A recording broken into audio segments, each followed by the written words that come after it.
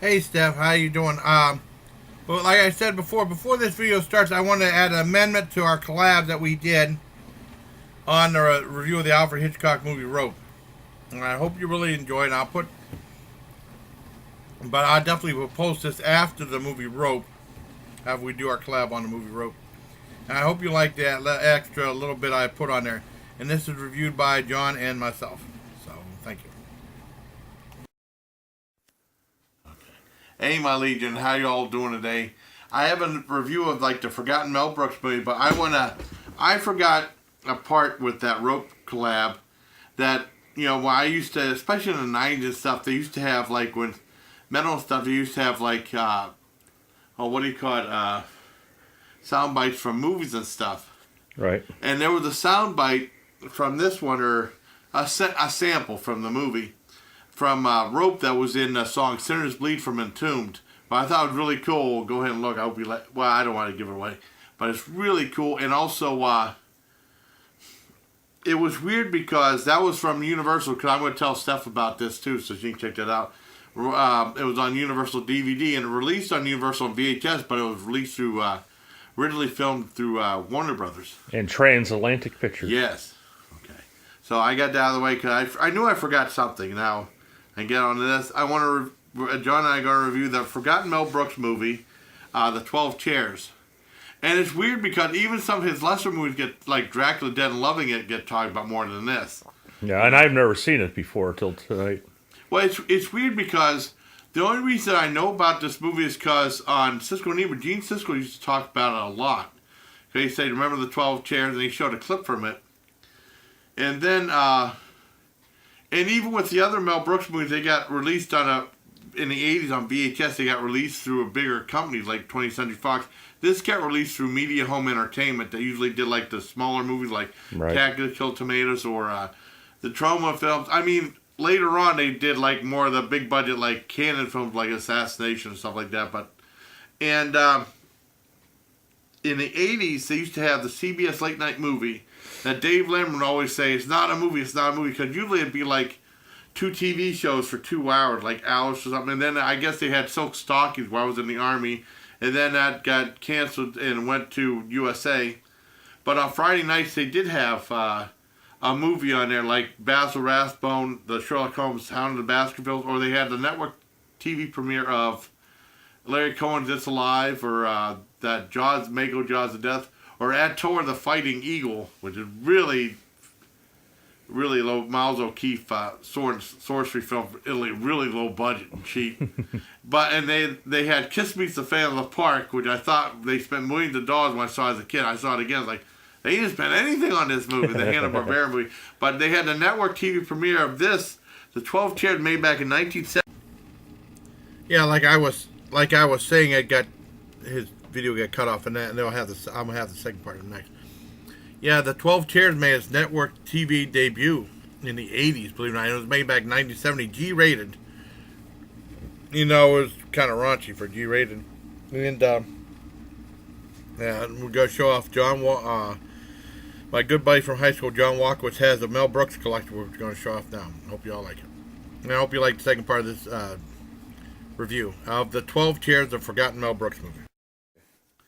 Yeah, on the CBS Late Night, they had like the network TV premiere of The 12 Chairs, which was G-rated, made in 1970, and it was like back in 84, 85. I remember recording that on VHS, and my dad didn't want to see it. And he loved the Mel Brooks movies like Young Frankenstein, Blazing Saddles.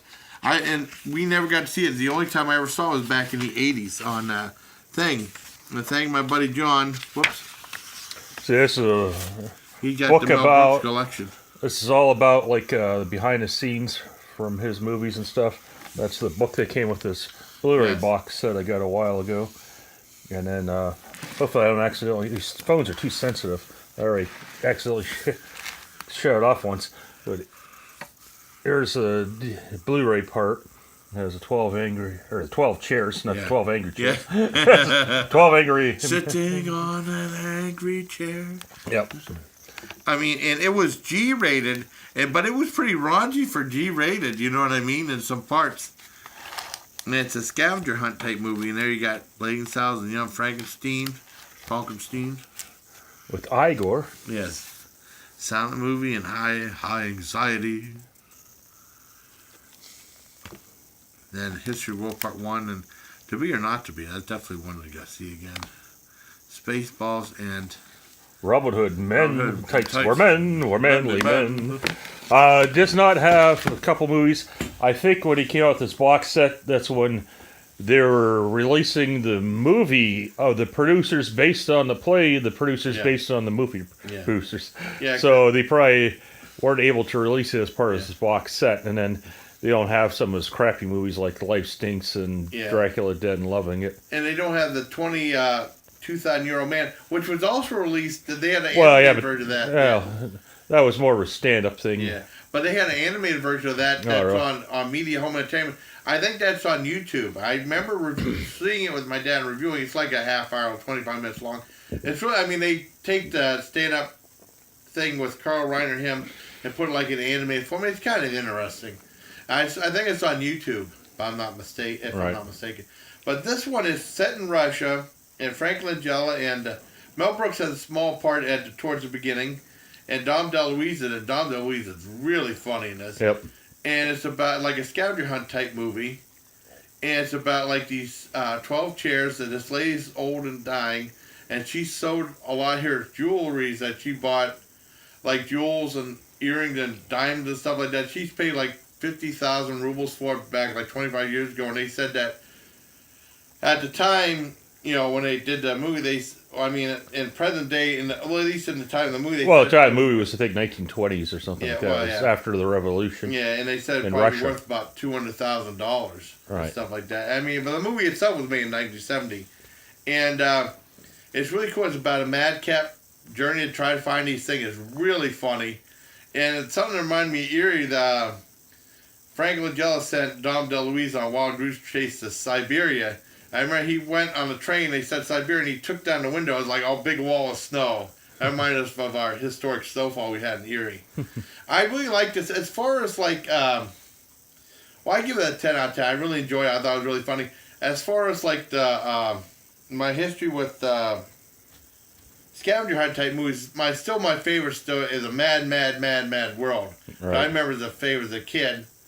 And then, you know, I saw... In that movie, like, every big comedian at the time wanted to be in it. Yes. So, yeah, we'll have to watch that again sometime. I haven't seen that. It's like, I think, 2.5 hours or something like really that. long. I mean, because... 2:45 or something. Yeah, and then it didn't get released on VHS till 1991. I remember seeing it on TV a lot. The local channel, local CBS would show it, you know, in the afternoon and stuff.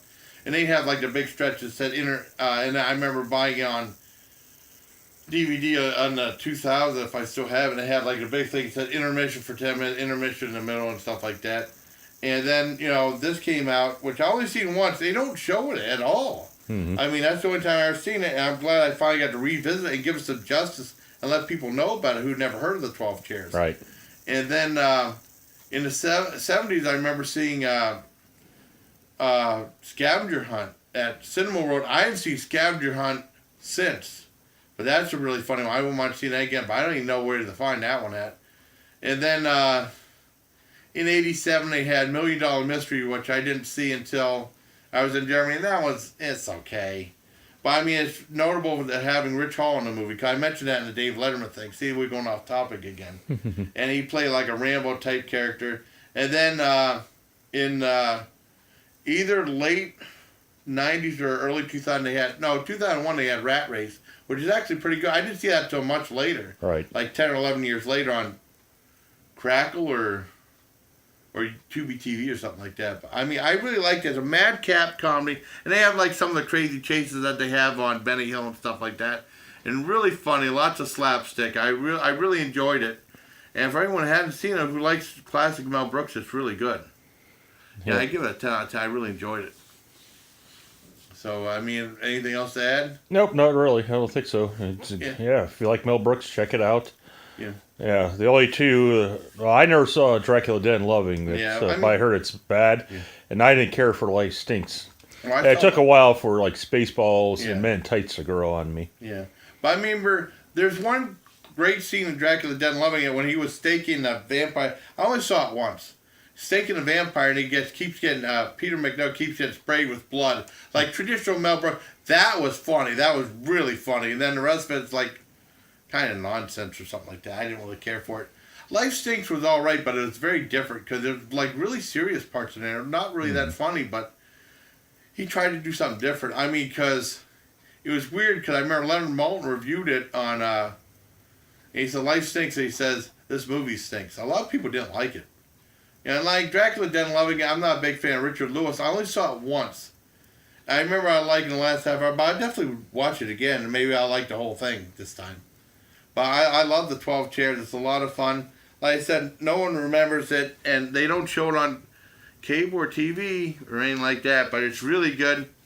Yeah, I give it a 10. I think maybe it was released by a low-budget company, like United something. I don't know. Universal something. So it's like the movie The Rope when they're saying, you know, that movie, the something, something. Yeah, something. Or maybe it was just plain something. Yeah, I know. See, we go off on tangents again, but I mean, I really like the 12 Chairs. I'm glad I got to see it again and tell people about it who never heard of it before. And definitely, if you could find it, it's worth seeking out. So, I guess that's it for me and my buddy John, a review of the 12 Chairs. So, until next time, buddy, it's good to be the king. Cheers. Yeah. Oh, cheers. See? That was perfect. Right there.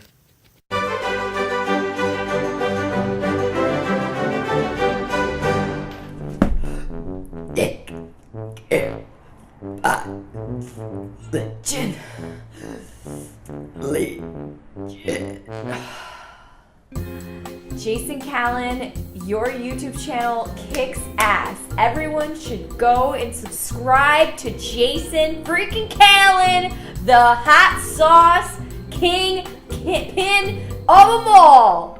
Yeah.